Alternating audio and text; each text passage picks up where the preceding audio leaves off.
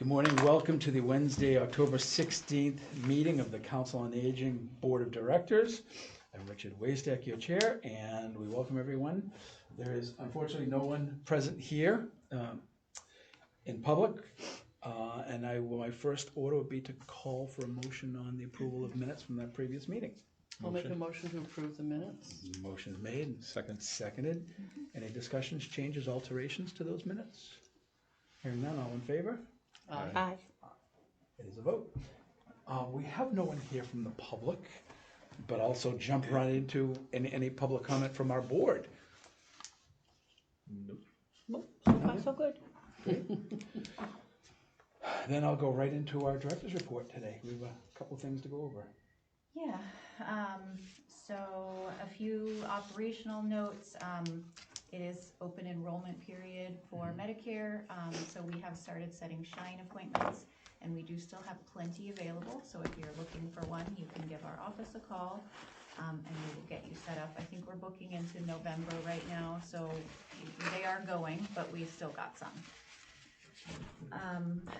I also wanted to let folks know that we are having a Halloween party on Halloween, and we're hoping people come. It's going to be fun. You get to act like a kid again and wear your costume and have lots of good old-fashioned fun. If you do like Halloween, by the way, we also have a Halloween-themed movie this Friday at 1 o'clock, which is Hocus Pocus, another good, clean, fun movie that will bring out the kid in you.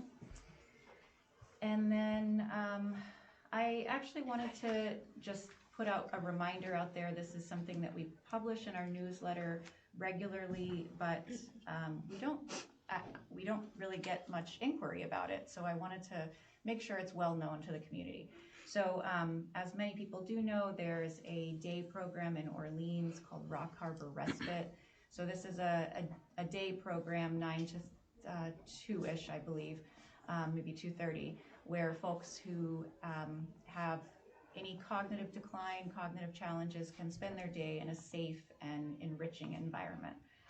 There is a cost to attend this program. It's a cost-sharing structure where the town pays a portion and the person who attends the day program pays a portion.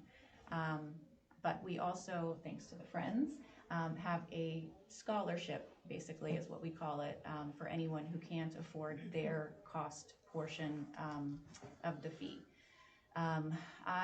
We've published this for a long time. I haven't gotten any inquiries, and that surprises me. I think that people just don't know it's there.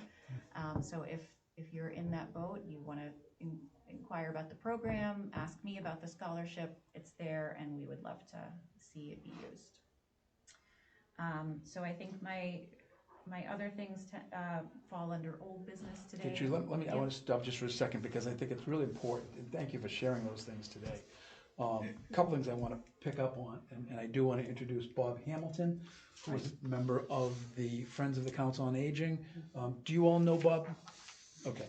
And I think it's great that we pause just a moment to discuss, for those who may be watching, the differences between the three different organizations that are basically under one umbrella.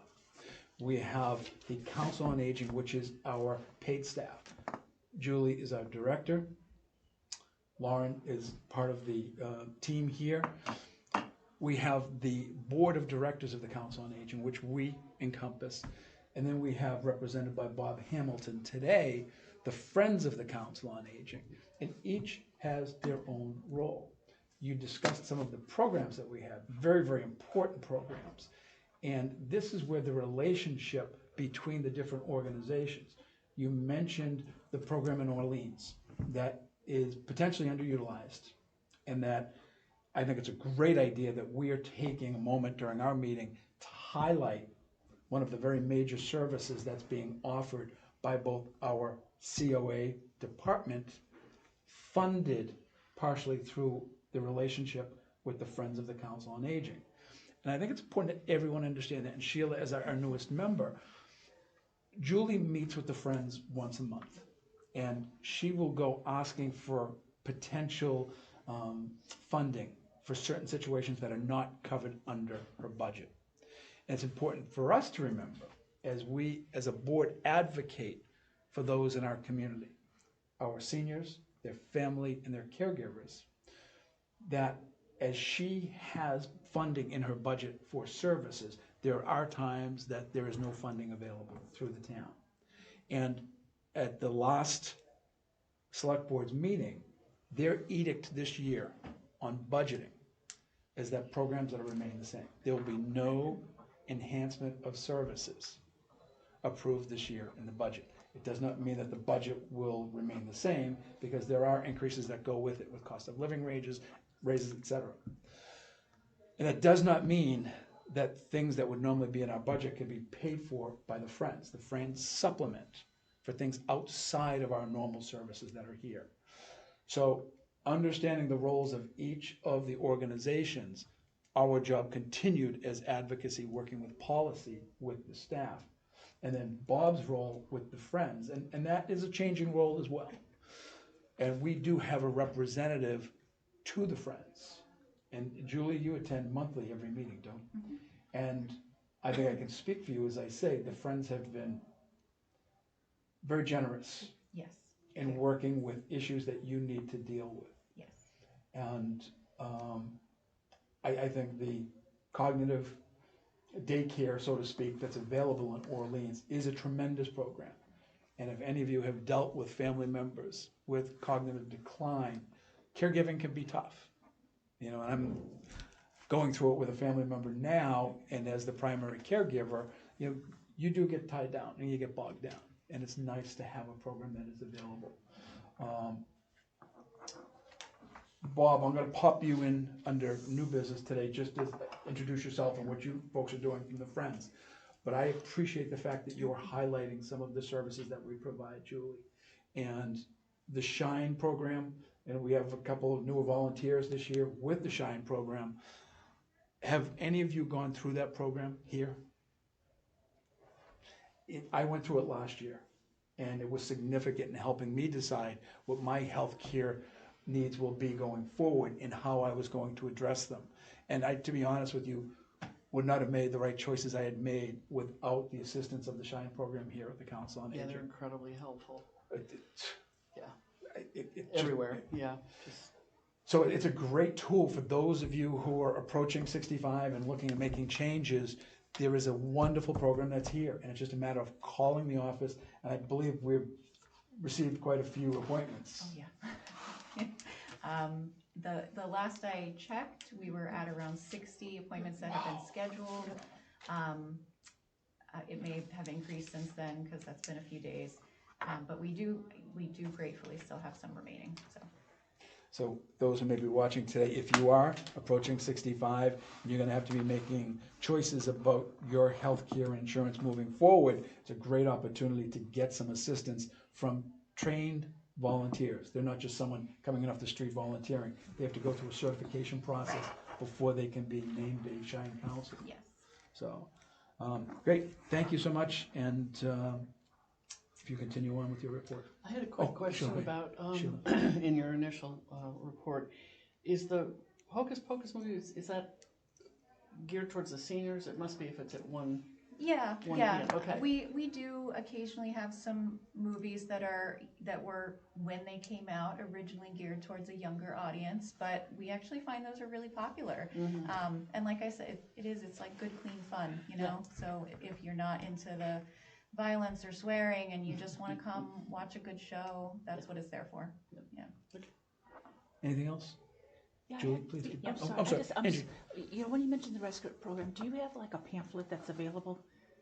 I Or don't did they have need to call you? I don't have any pamphlets, but there is a description on the last page of our newsletter every month, so it's in there now. And they're very accessible. You just call the director of the program. We'll talk with you about what they offer and when you could Okay. schedule. What they do is a trial day to make sure it's an appropriate fit. So they'll talk to you about when that can be scheduled, when you can come down and check everything out, and then go from there. Okay. No, I had someone in mind, and I don't know if it's going to work out, but I just want to be Yeah. sure I could give information. Okay. Thank you. No, and it's Angie, you bring up a great point. I think it's important to make the phone call, Yeah. you know, to find out, to see if some of these programs will work for people. I think it's important. We talked about this, spotlighting one of the services that we offer every month. It is so important because the breadth of the services and programs that are offered here are beyond people's understanding. And you look at, to be frank with you, that newsletter, it's 16 pages. It's a lot to get through. 20 now. It was 20 pages, an additional 4. I forgot the additional 4 pages this month. There's so much there. Sometimes you can get overwhelmed with it. But I think the bottom line is pick up the phone, call here. The staff have been excellent in addressing issues. I had one for a senior in the community this week, and I was fortunate enough to meet with the director and the staff, 2 of the members of the staff, to try to address some of those issues. And we're so blessed to have the services that we have. So Julie, please continue. Okay, I always make note of any volunteers that we're looking for, and we are still looking for folks to help with our dining program. So working either in the kitchen or in the dining room to help serve meals, and also I think we could use maybe one more person to do the check-in procedures at lunch, with 70 people coming every day, either to dine in or to pick up a meal to go. We need to have 1 or 2 people there to greet them and make sure that they are on the list and get the appropriate meal for the day. So both of those roles in our lunch program are available. If you are interested in them, you can give our office a call and talk to either me or Jen. Jen is out this week, but she does do our volunteer coordination on a regular basis. So if you want to call this week, I will talk with you. Next week forward, it would be Jen helping you through that process. And I'm going to keep calling out because we need to recognize the services being offered. You brush by the 70 people that we serve every day. Yeah. 70 people coming in and either taking home or dining in. And for some of those people especially those who are coming in, utilizing our transportation system, coming in, for some of them it's the only socialization they will have for a day. Oh, definitely. And how important that is for people who may be isolated to come in and to be with other people, to see the caring that the staff and the volunteers offer. And if you haven't been to a luncheon here, I would highly encourage you to come in to see one. And I love coming in because I end up talking to everybody at their table, and they love busting my chops over different things. And some of them saying, oh yeah, that guy, that's Kate's dad, but the joy they have being here. And it's such a great service that we offer, so thank you again. Okay. So under old business, we have the fall volunteer recognition event, just to go over how that went. I thought it went very well. It was a very windy day. We were outside, and so that was, a little difficult to contend with any papers that we had, but it was a nice day. So we had sunshine at least. Around 40 volunteers came, plus we also obviously had the staff, and the fire department was there. They did all of the grilling for us, so we want to thank them and make sure that we recognize them today. And just, overall, it went off without a hitch, really, and I think people really enjoyed it. Next, we have the proposed Pine Oaks Phase 4 development. I just wanted to put this on the agenda in case anyone wanted to revisit it. The update I can provide from the town side, from administration, is that, so when the town received the letter, which was filed with the state, we have 30 days to respond. With that letter comes a very large packet of information, and so large that it's split into 5 different PDF files and emailed out. So what that means is we have to look through basically 5 individual packets that, when you put them all together, makes up one about this big. When they sent that out, 2 of the sub packets were not included in the email that the town received. So the town asked the state for an extension of the 30-day timeline because we didn't receive all of the materials. So they, reached out to the state, said we need those materials. We noticed they're not there, and because there's a delay in getting them, we would like the 30-day period to start from the time that we have all of the materials. So that was done. The state did approve that extension. So now If I understand correctly, from the last update I received, the select board will be reviewing the draft of the letter next week, coming up, the Monday meeting coming up. And then taking any feedback they receive from there, finalizing the letter, and it would be sent out on October 28th. So that's the process from administration side. We talked about it last month, and it was just general opinions of the project and getting deeper in with administration of what they want from any department is how would it impact the department? Not whether we're in favor or not in favor, or if we are someone in the neighborhood, et cetera, we don't like traffic, any of the issues that we discussed, but really comes down to if this were done, how would it impact the Council on Aging? Administratively or In any way. their clientele? Anyway, how would it impact the Council on Aging? The number of people coming in to use your services is going to increase big time. And that's that's what we need to, as we address with their letter. And again, for us to draft, I put some notes together, but they don't want anything. We would need to vote on a letter that we say. And then in order for us to vote on the letter, we would have to put it in the agenda packet to send out, in essence, a week before the meeting, so that anyone who objects to the letter that we were writing has to be done. So there's a long process that frankly we don't have the time to do. But in Julie's interaction with administration, we need to go to those items. Okay, more people would potentially utilize the services of the Council on Aging. Are there other impacts? Transportation to get the seniors over here is going to be an issue. Yeah. Although we do have vans, but I mean, that still we'd still have to plan for that. But it's not dedicated senior housing, right? It's not dedicated, but Yeah. a large percentage will be there. Yeah. And disabled, Uh-huh. because they have to. Yeah, well, I should say, we hope, we would like some of this housing to be dedicated or, to be accessible for the older adults in the community, because we know housing affects everybody. Yeah. And I wish Carol were here, because Carol's had a career as a realtor and she could speak to it. We see it a lot. I'm dealing with 2 active cases right now where seniors are overhoused and overwhelmed.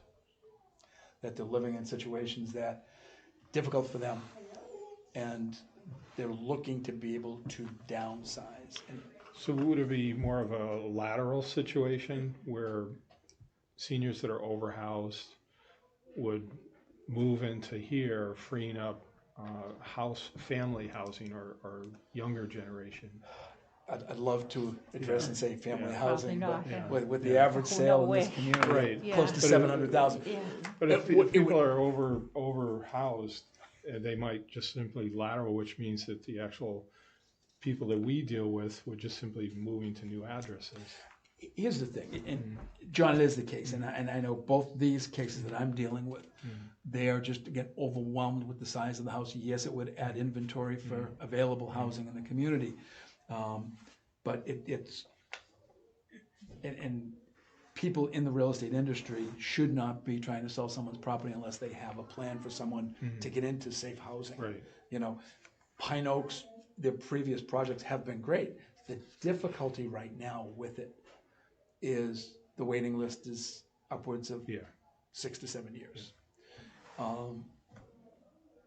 And again, there's lots of discussions about the project, pro and con, and I'm not here to make an opinion on it. It's really just what is the impact, and I think Andrew bring up some point, we may have newer people utilizing our services. We might have more transportation needs, that we have, and we might need to realign some of the services to that. Are there any other thing? And yes, it would have an impact and potentially. If there was new senior citizens moving in, that would be people coming into Harwich from other places, not necessarily Harwich people who we currently service, because they would be the lateral move. Right, that's true. And so it's just a potential that you'd get people from other communities moving in here. All possibilities. So it's truly, and Julie, do you see anything else in terms of impact on the Council on Aging? So when I was putting the Yeah. response together for administration, I looked at some data from the last year to see how many people we've served and, you know, best estimate, obviously we can't predict who's gonna be in the new housing facility, but best estimate, how many older adults could be housed there? And also how many people that live there may come to us for services with their families, right? So looking at that, I estimated that we would be serving somewhere between 5 to 7% more people each year. And each person that we serve receives multiple services, right? Like multiple individual contacts, averaging about 18 per person. So that's how we, you know, get the numbers that we do for our programs. We're serving over 1,600 people, and each of them are coming to the COA many, many times. So a 5% increase, maybe that doesn't sound like much, but then you have to keep in mind, we're already increasing our service capacity every year because more and more people are aging into our demographic. Faster and faster every year. So our numbers are already going to be increasing, and then we add another, say, 5-6% on top of that, and we're already at capacity with our staff. So anything is going to be felt, and I'm not saying we won't serve the people. We obviously will, but there is going to be an operational cost to it. Right, yeah, that's another factor. And that's and couple that with the budget message. There are actually two budget messages, one from the town administrator, one from the select board. But the bottom line is, there'll be no enhancement of services. And to establish a new position will be very, very difficult in this next year in the budget. So just things that we need to look forward to and bring that information back to both the select board. How people feel personally is up to you as a resident taxpayer, but in how it impacts the department is what we need to concern ourselves with right now. So I think you've got the input that you need from us. Yes. And Bob, do you wish, before I introduce you, do you want to input on any of that? I don't have anything. Okay. Anything else, Julie, for today? So we can talk about the needs assessment, but it sounds like Bob is going to kick us off with that, I think. Sure. Is that And right? No, I wasn't, sorry, I wasn't sure exactly what. No, and I had actually asked Bob to be here Okay, today. I okay. think it was important that, you know, as working as committees together, basically as a Friends program and as a Council on Aging board, that we do. Julie goes in every month. And again, she may or may not have requests of that board. And in discussing with the Friends, you know, potentially some additional policies that might make that process easier. But having the knowledge of what each is doing is important for, again, supporting the work of our seniors, their families, and their caregivers. So do you want to give us a just really brief introduction and what you guys do? Well, you know, our mission basically is to support the Council on Aging. We've got a list of, I think, eight or nine very specific things that we have in our bylaws and charter that we do. I think one is as specific as providing a television or a piano or something, but more generally, it's responding to requests from the Council on Aging. There was something about providing transportation, but that's something that I think was very much historical, and as the Council on Aging has grown, they've developed their own transportation services, and Julie's recently started the outings, which really have replaced the excursions we've done, and has been kind of a relief for us because we realized running a transportation service is really beyond the scope of what the Friends can reliably do. So, and the most recent significant thing right now is Julie came to us about a year ago saying that, you know, there's really a need for a well-done needs assessment of the needs of the older adults in Harwich, and the University of Massachusetts Gerontology Institute could provide this service, but I think the price tag was $35,000, and so we were able to provide funds to supplement the town's ability to support this, and we're looking forward to the results.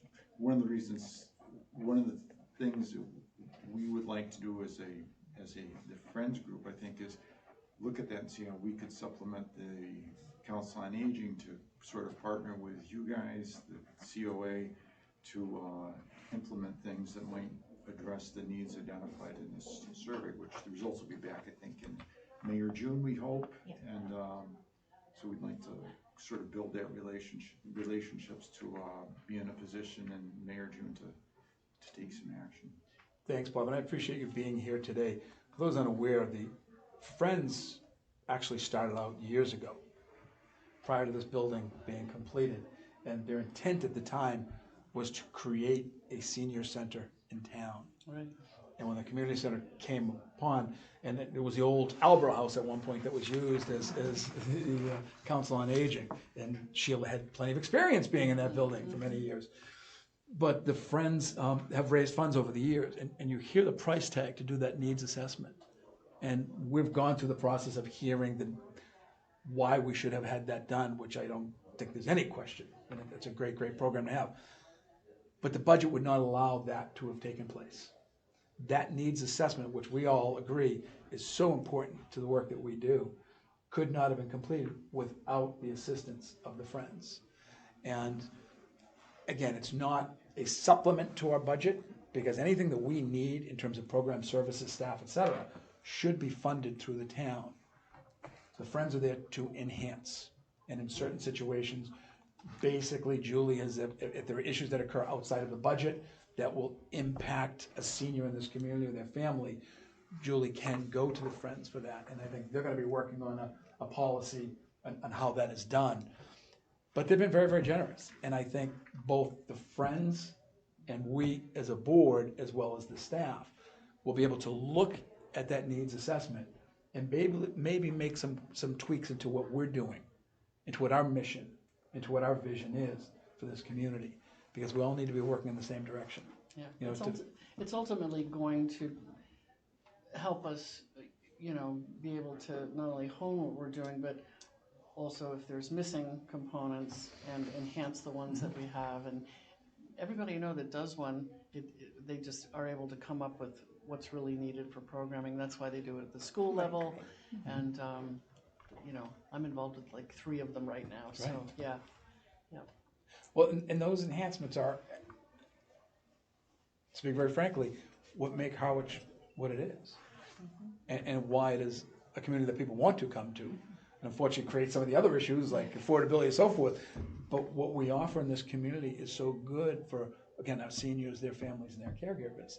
People want to come here as a result of that. So, Bob, thank you, for being here today. And I'm looking forward to the needs assessment. I was there for the kickoff, and it's going to be exceptional.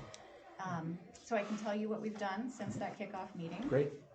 We got some materials from UMass, basically a draft survey. So they use some standardized questions in every community that they do a needs assessment for. So they've worked with these questions, they feel that people understand them, that they give good data, etc. Our job is to review them and make sure anything that's specific to our town is included in the survey question. So for example, if they want to ask about transportation, we'll name the CCRTA as one of the options that we list when people are talking about the transportation that they know of and take. So anything that is specific for our town, we go through and add those things. And then we also identify anything where the questions didn't capture something that we want to know about. And so they'll recommend some questions that they can add.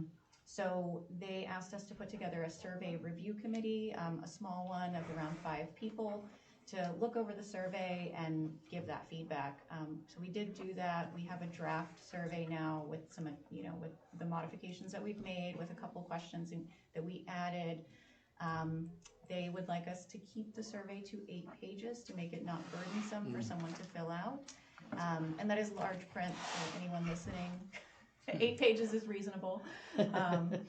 And so we still have a couple questions to cut, because it's always easy to add things. It's not easy to cut things.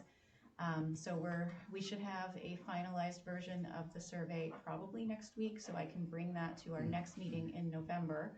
At the end of this month, everyone age 50 and up in town will be receiving a bright yellow postcard in the mail that announces that the survey is going live. So the postcards are going to go out at the end of next week, so received in about 2 weeks, let's say. On the postcard will be information on how to complete the survey. So there's a QR code or a direction to the town website where there'll be a link to it.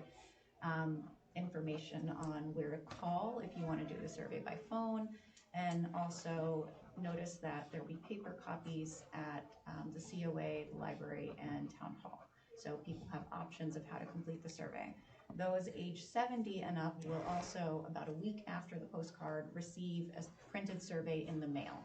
So those 70 and up will get the survey at home with a self-addressed stamped envelope. They can fill it out there and just send it back whenever they're ready. But there's plenty of options for the 50 to 70 age group to complete the survey. So that's what we've talked about, that's what we've done, those are the dates that we've set out. The survey, the mailed survey is gonna go out the last week of October, and they're asking that people return it by I believe it's the Friday after Veterans Day, so I think that's the 15th, November 15th. So we've got about 3.5 weeks for people to have the surveys in their hand at home and get them back.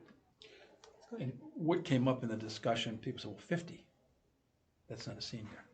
But that's anticipation of getting there, and that's why they did that.